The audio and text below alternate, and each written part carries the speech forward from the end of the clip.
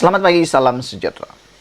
Baru-baru ini semua kita tahu, semua orang yang minat politik, semua orang yang mengikuti politik telah tahu dan telah sah dinyatakan oleh Ketua Pesuruhjaya SPRM Malaysia, yaitu Tan Sri Azam Baki.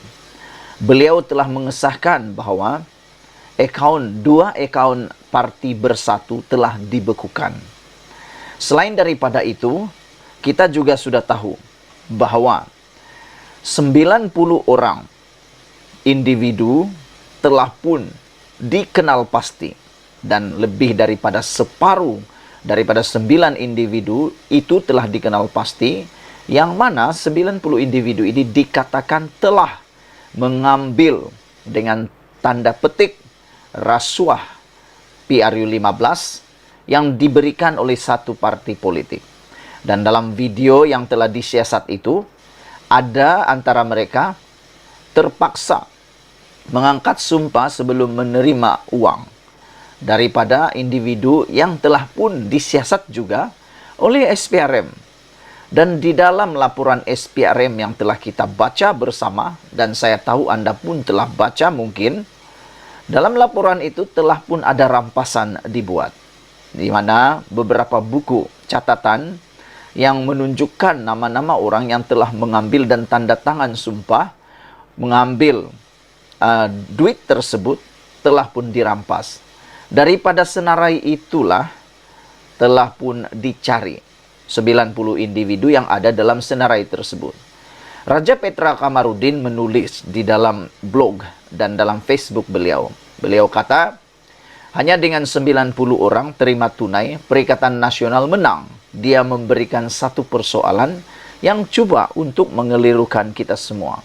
Seakan-akan dia kata, hanya dengan 90 orangkah, dengan tanda soal, hanya dengan 90 orangkah Perikatan Nasional boleh menang? Tidak logik lah kan? Itu maksud yang saya faham apa Raja Petra katakan. Tetapi saudara, dalam istilah rasuah, tidak perlu pun 90 orang untuk disebut sebagai rasuah. Hanya perlu satu orang yang menerima untuk satu-satu perkara yang boleh dikaitkan rasuah, seperti mana yang dikatakan oleh Ketua Pesuruhjaya SPRM, rasuah tetap rasuah, kata beliau, yang mengaitkan dengan sedekah dan derma yang dikatakan oleh Hadi Awang. Kata Azam Baki, rasuah tetap rasuah. Sumbangan atau derma, kata beliau, rasuah tetap rasuah.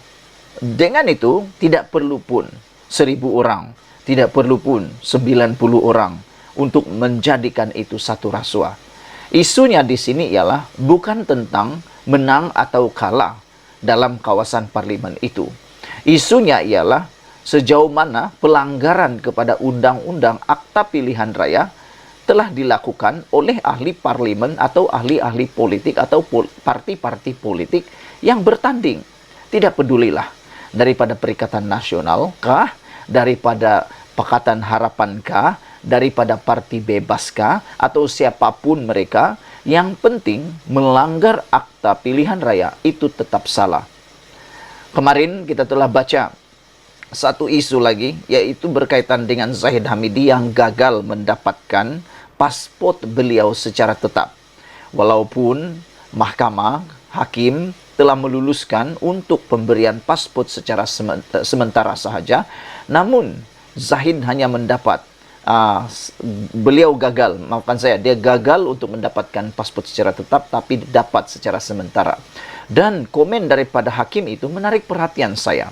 Dia kata, undang-undang di Malaysia tidak mahu mengira siapa orang itu. Semua orang sama rata di sisi undang-undang. Balik semula kepada isu rasuah tadi. Itulah saya kata tadi, tidak perlu pun 90 orang untuk mendapat rasuah.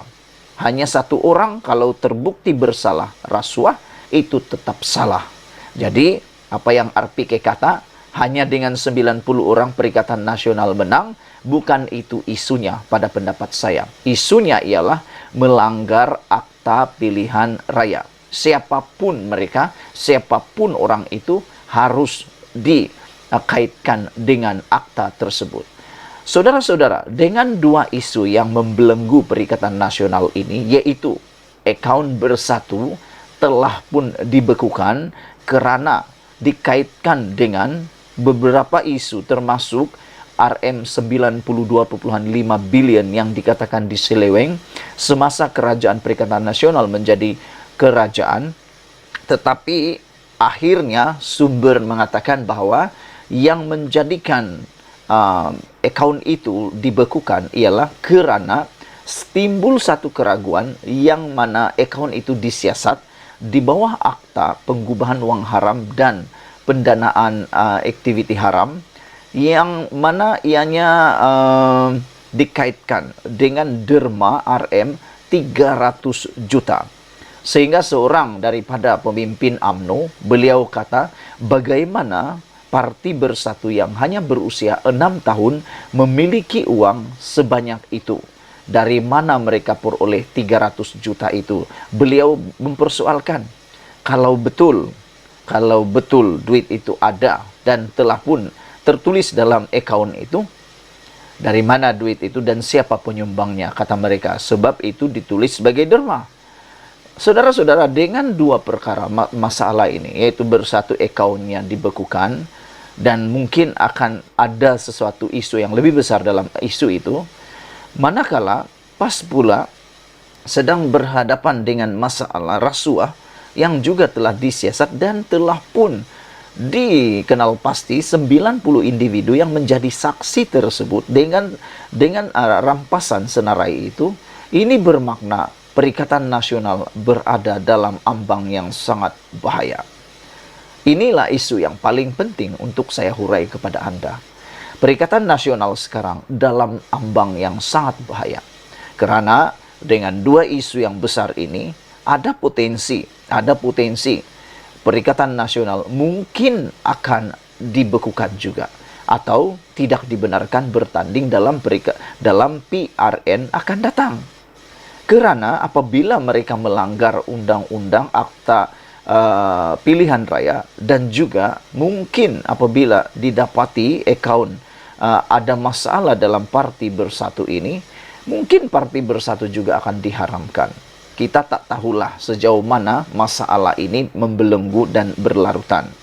Namun demikian, semalam juga Muhyiddin Yassin telah pun memberitahu bahwa mereka akan menulis surat supaya SPRM membatalkan pembekuan akaun bersatu.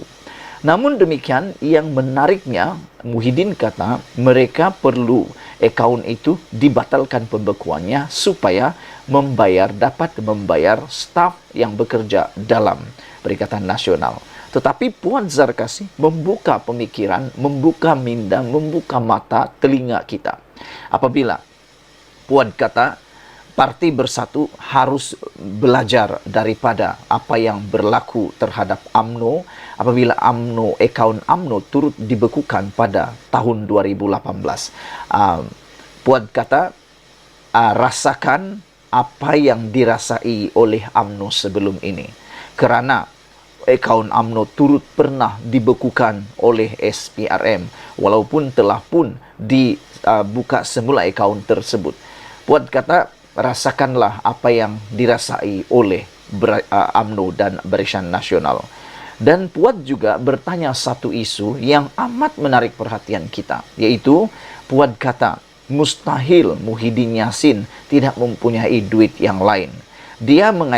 Puan mengaitkan dengan cerita daripada Anwar Musa pada PRN Sabah dahulu. Puan kata Anwar Musa telah pun memberitahu bahawa Anwar Musa mendedahkan bahawa ada duit berlonggok di bilik hotel Muhyiddin. Jadi Puan kata, di mana duit itu? Takkanlah tiada pula, kata beliau. Jadi dia kata, mustahil Muhyiddin tiada duit lain untuk membayar gaji para staf itu, kata Puan Zarkasi. Nah, saudara-saudara sekalian, itulah kesimpulan daripada ulasan ini ialah Bersatu dan PAS kini bermasalah, Perikatan Nasional pula diancam bahaya. Bahayanya bagaimana? Ada kemungkinan Perikatan Nasional tak boleh bertanding, mungkin, ataupun bersatu diharamkan, mungkin, ataupun pas juga mungkin diharamkan sebab kalau terbukti ada rasuah di dalam PRU yang lepas. Sebelum kita berpisah, sila tinggalkan komen Anda, tekan butang subscribe. Malaysia kita punya, kita jaga sama-sama, cintai Malaysiaku. Bye-bye.